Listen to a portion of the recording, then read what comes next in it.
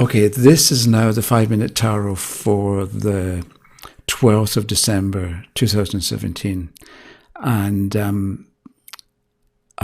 today I want to talk about reactions and discussions about the How to Solve Everything video that I posted a few days ago. And I'd like to say that when I first started making tarot videos, I kind of imagined that I'd be talking about cards and what they mean. And I never really imagined that I would end up talking about unity and the reflection and the whole bit, as I've been doing. And I'm just mentioning this so that we understand that sometimes you end up in places you hadn't imagined that you were going to end up, or that you come to places or situations that you hadn't imagined in the beginning. Okay, so I posted a video a few days ago about how to solve any problem, and basically what you do is you understand there's unity and it's harmonious, and then there's the reflection, and problems occur in the reflection, and the solution is to go to the original, go to and project forward into a state of unity, and then work from there. So a couple of people, I had conversations with them about how do you, if you've got a problem with a person, how do you use that method to fix the problem or to solve the problem? Because these are people that they knew, and they wanted to in some way help and solve the problem or fix the situation for the individual. And how do you go about applying the idea of unity and the reflection to a situation? So here goes. And I think this is going to be part 2 of 3. I wanted to do everything at the same time, but I think it's going to make more sense to split it into 2 videos. So today will be about half of it, and tomorrow will be about the other bit.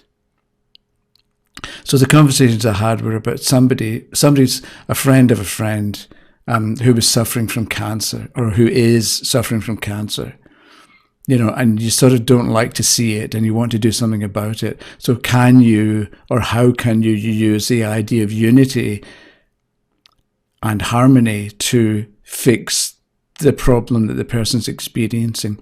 And somebody else's sister is addicted to alcohol and is going downhill. And so this person looks at the sister and doesn't like what she sees. And there doesn't seem to be anything working for the sister. People have tried, there's been interventions, there's been a whole bit, and it's not working. So ideally, we ought to be able to do something about it.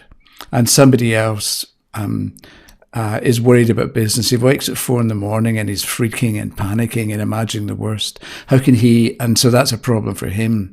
Different from the friend who's got cancer and the friend who drinks too much. But he imagines the worst happening. So what do we do about any kind of problem or kind of situation that we've got?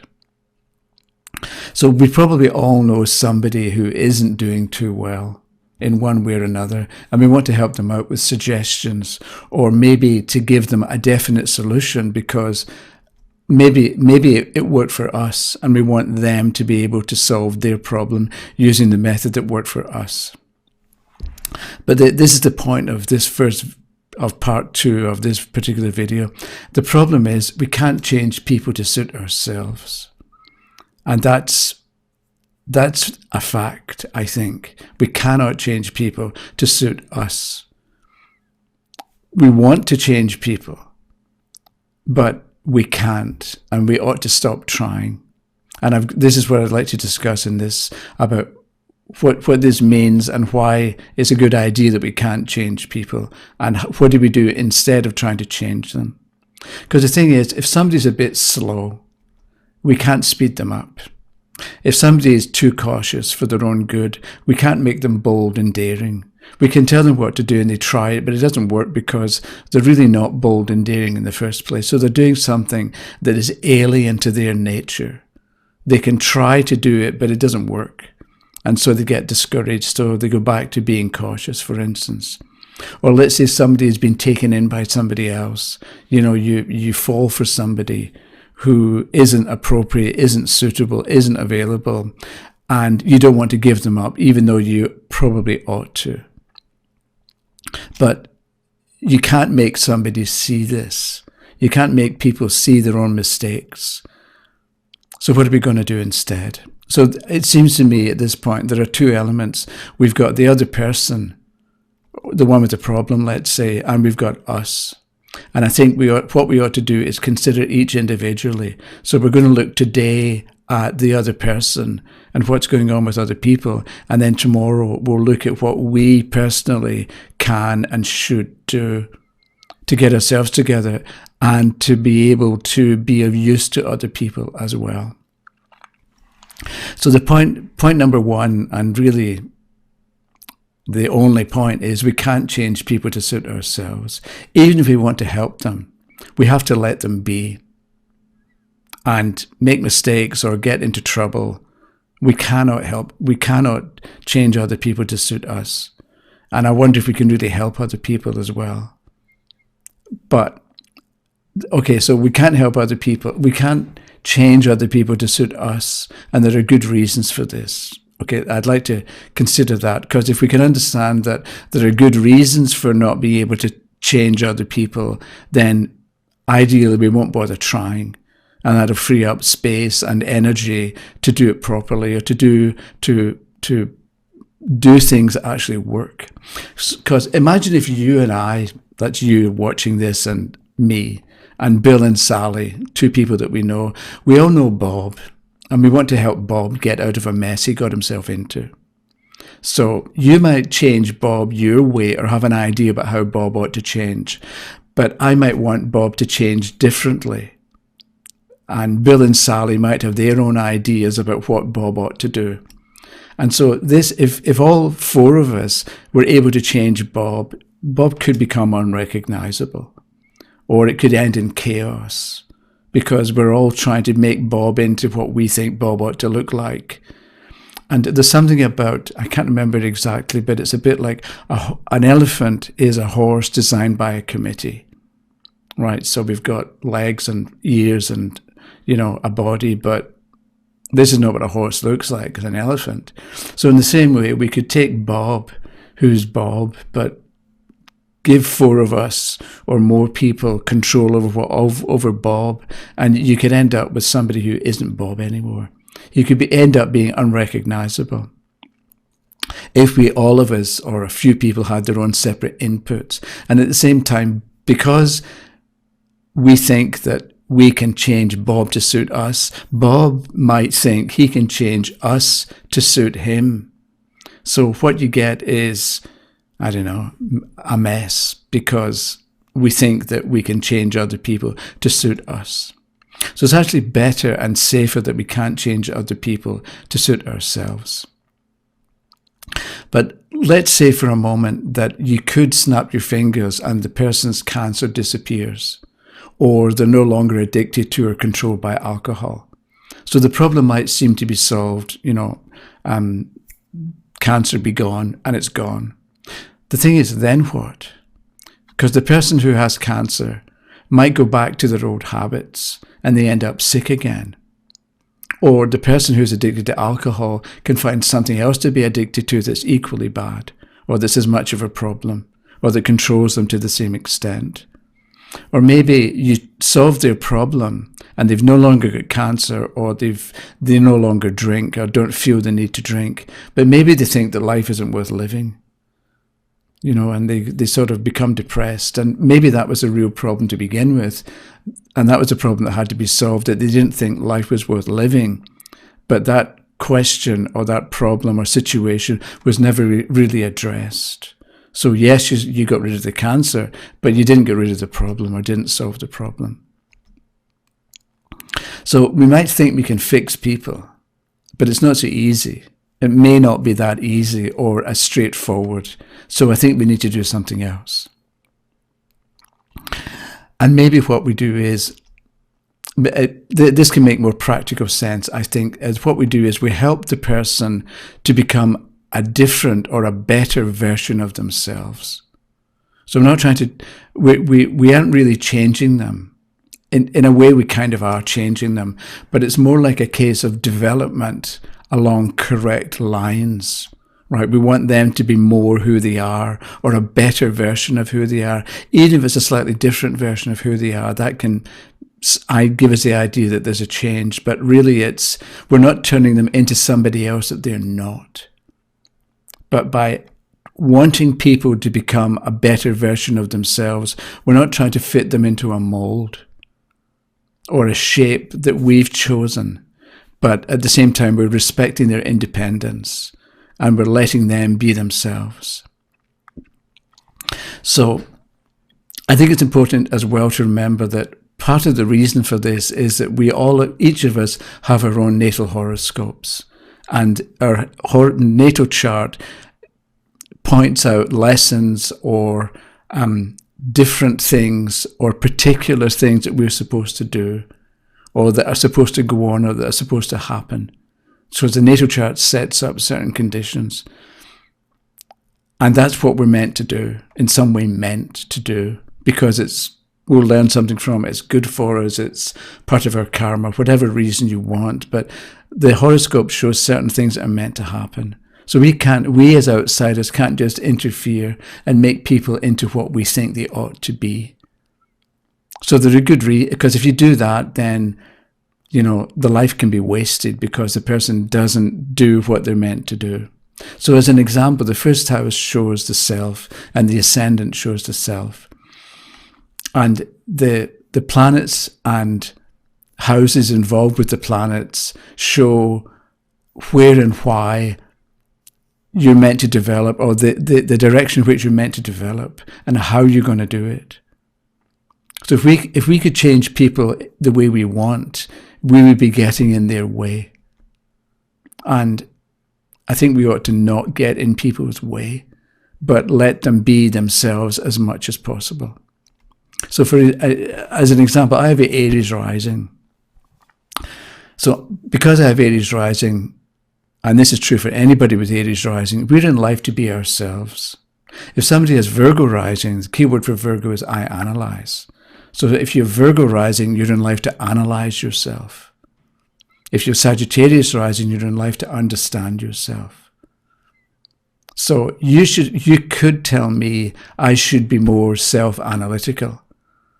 And that may be good general advice, but I don't care. I could try and cooperate with you and try to be self-analytical, but really I just want to be myself. And I don't really care about analysis, except maybe I do for 10 minutes, but then it's really not what I'm about. And I also I'm not that interested in understanding myself. I like astrology and I like the tarot and I like poetry, but I'm not that interested in understanding myself. Whereas if you have Sagittarius rising, that's what you're about.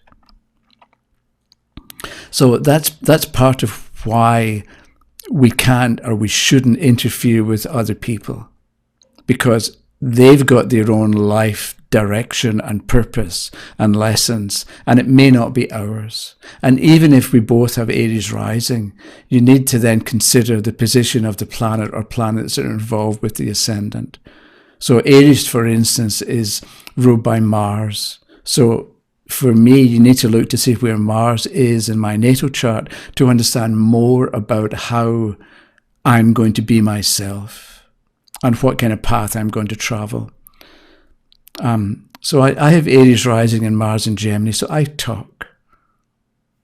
And you may have noticed that my 5-minute tarot, once I start, I do all this in one take. I start at the beginning and I just keep going, and 20 minutes later I stop talking, and that's it.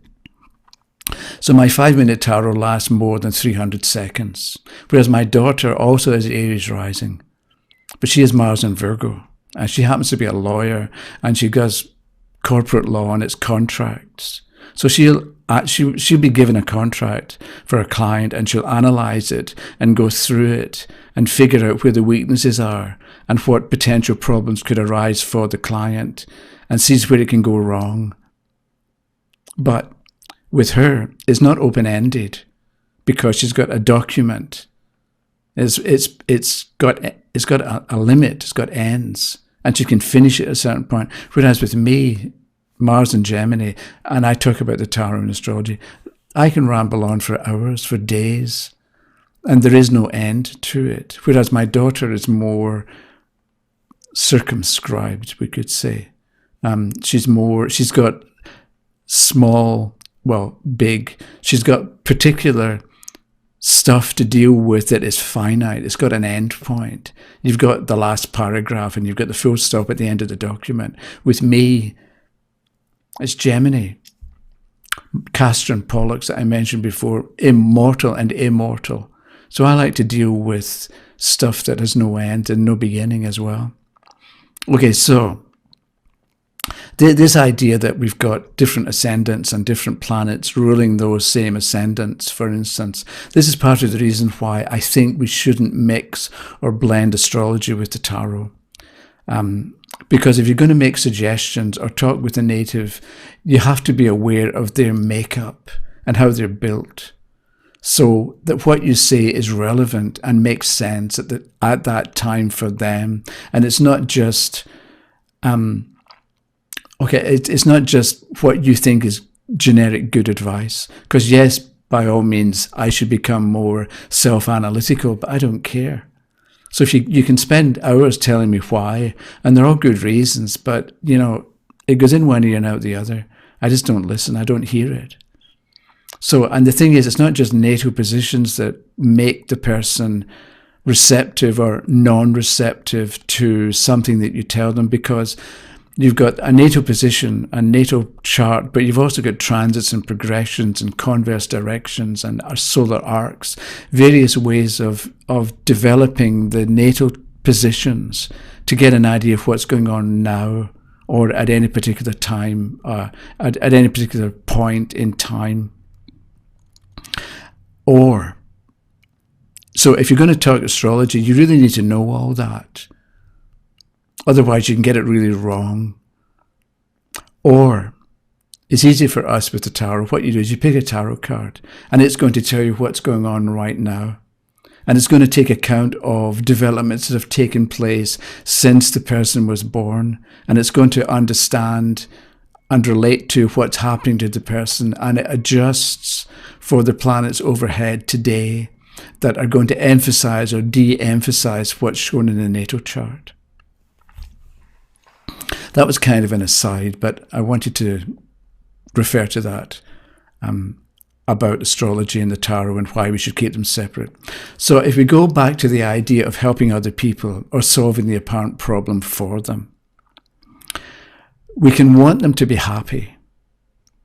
And I suppose we sort of generally want everybody to be happy. But wanting them to be happy and trying to make them happy, it can be too soon. The planets above may not allow it at the moment. Or maybe they're just not ready to be happy or to do what makes sense or what would be a good idea for them to do. Or maybe they actually prefer being unhappy. Because sometimes we just don't want, we just want to wallow in our misery. And we can look at other people who are unhappy and misinterpret what's going on. And they're actually quite content in their misery. You know, because it's easy to look at people who are unhappy, but I think we ought to realize that people do what they want to do, actually. And they're getting something out of the transaction or out of the experience that they're involved in, even if we look at it from the outside and judge that it's not good or it's not worth it. We may be right, but nevertheless, the person's getting something out of it. And I think we have to respect that. So if we can't change people to suit ourselves, what do we do instead? And I'd like to give, I'm almost finished, I'd like to give you a couple of ideas, but I'll go into more detail about these ideas in the next video, when I'll consider how we actually, if we can't change people to suit ourselves, how do we solve the problem, or how do we make things better? And generally, I'm going to be saying that we remind ourselves there's cause and effect, and that an effect, a condition, a situation is a result or is an outcome. And a result or an effect is not creative like the cause is creative. problems that we have, difficulties that we have, exist in the reflection. This goes back to, we've got the idea of unity and its reflection. And unity is already, everything fits together and is harmonious. It's only in the reflection that there can be problems. But the reflection isn't the cause. And if we can see this difference between the cause and the effect, and work from the point of view of the cause and harmony and unity, then we're dealing with what's real. And we're dealing with the original and not the reflection. So we've got a chance of making a difference. So when it comes to looking at our friends, our relatives, the people we care about, when we look at them and they seem to have a problem, they've got cancer, they've got alcoholism, they've got whatever it happens to be. When we look at them, we look at them and we don't see them as bent out of shape or sick or struggling or alcoholic. We understand that they too, that all of us are already within unity and within harmony, and the problem becomes because they're seeing themselves in the reflection. So don't do that. So we can't change people, but we can change ourselves. And so we can ideally make ourselves more appealing or more attracted to the other person. So something is awakened in them. They look at you and think, who this person is, they must be doing something right. I should find out what it is. So they'll come to you. Something is awakened in them. And they discover that they want to know your position or your opinion. So they come to you and they're open to the ideas that you want to give them. If you go to them when they're suffering or struggling, it can be like there's a closed door. Or maybe you try to talk them into something or explain something to them, and what you get back is resentment. And it can be because you can give them good advice or good information or helpful information, and all it is a reminder to them that they're not as in good as shape as they think they are. Because we don't like to be reminded that we're not as perfect as we think. You know that expression about "don't shoot me, I'm just a messenger"?